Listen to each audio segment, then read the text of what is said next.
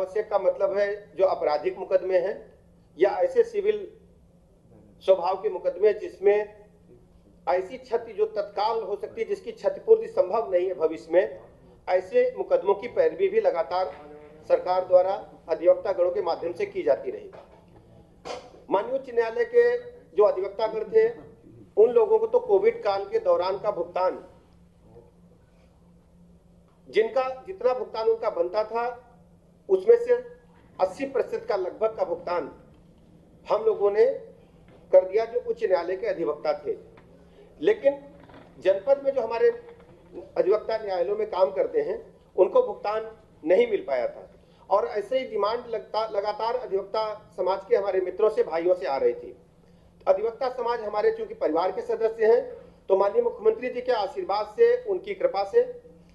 आदरणीय मुख्यमंत्री योगी आदित्यनाथ जी ने कल एक बहुत ही महत्वपूर्ण निर्णय लेकर के ऐसे सभी अधिवक्ता जिन लोगों ने सरकार की तरफ से पैरवी की है जनपदों में और उनका कोविड काल के दौरान भुगतान नहीं हो पाया था, क्योंकि सबको कोविड काल में मुकदमे नहीं मिल पाए थे, जिनको मिले थे तो उनको तो मिल ही रहा था, लेकिन कोविड काल के दौरान माननीय उच्च न्यायालय में और जनपदों में जो अधिवक्ता सरकार की पैरवी कर रहे थे,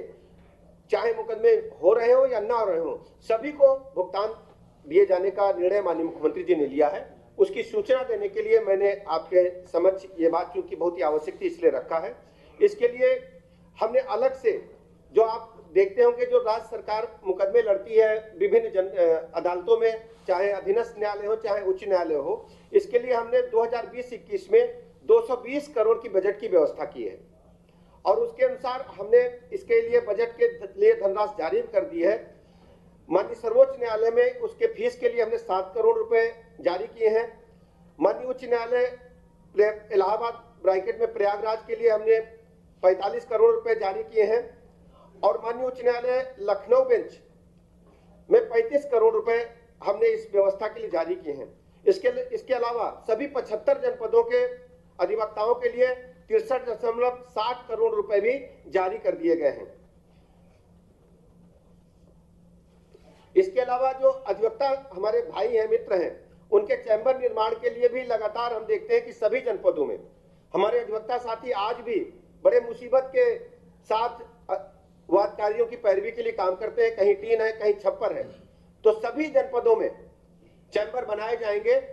जैसे जैसे हमें आगमन प्राप्त हो रहे हैं, हमारी सरकार की नीति है, माननीय मुख्यमंत्री जी का मानना है कि अधिवक्ता समाज की वो धुरी है जो पीड़ित वंचित की मदद करने के लिए हमेशा तैयार रहते हैं। इसके लिए जनपद लखनऊ, जनपद कासगंज, जनपद इलाहाबाद में,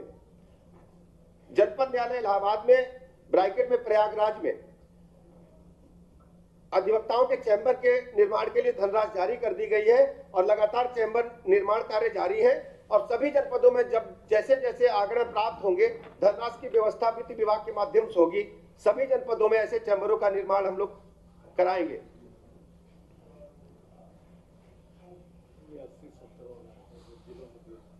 बताइए पहले। इसके लिए हमने शासनादेश भी जारी हो गया है। वैश्विक महामारी कोविड-19 की विशेष परिस्थिति के दृष्टिगत लॉकडाउन अवधि के दौरान फौजदारी एवं सिविल साइड के ऐसे शासकीय अधिवक्ता जो माननीय न्यायालय में आभासी या भौतिक उपस्थिति द्वारा बहस या पैरवी और तत्पर रहे, परंतु उन्हें बहस या पैरवी का अवसर प्राप्त नहीं हुआ, माननीय जनपद न्यायालय द्वारा नियमित भौतिक उपस्थिति की अनुमति प्रदान किए जाने पर शासनादेश संख्या D 1905 7 न्याय 3/1653/98 दिनांक 4 अक्टूबर 2016 में उल्लिखित बहस की फीस का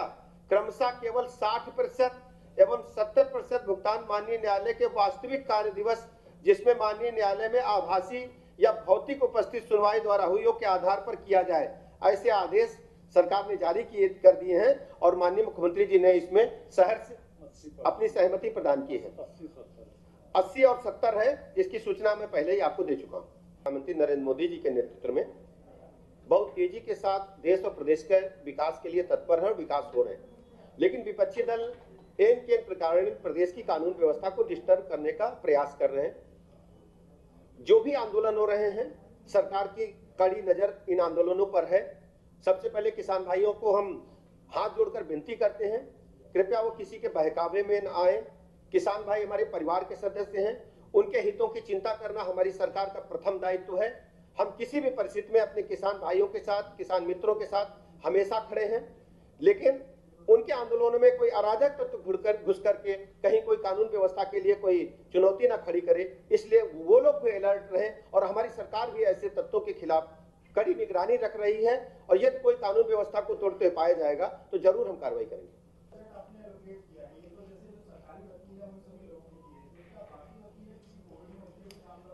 हम आपकी चिंता से हमारी सरकार इस पर गंभीरता से विचार कर रही है और आने वाले दिनों में हम संबंध में सूचना करेंगे।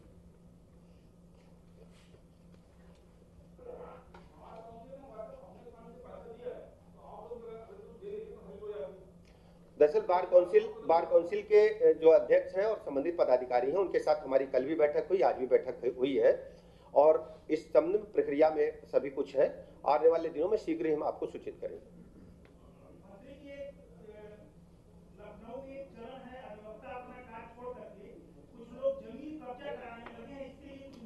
दरअसल आप जानते हैं कि अभी किसान भाइयों के बारे में हमने कहा, किसान भाई वास्तव में हमारे अन्नदाता हैं, हमारे परिवार के सदस्य हैं, लेकिन उनके मूवमेंट में भी इस तरीके के लोग घुसे हैं और सरकार वहां भी और हर जगह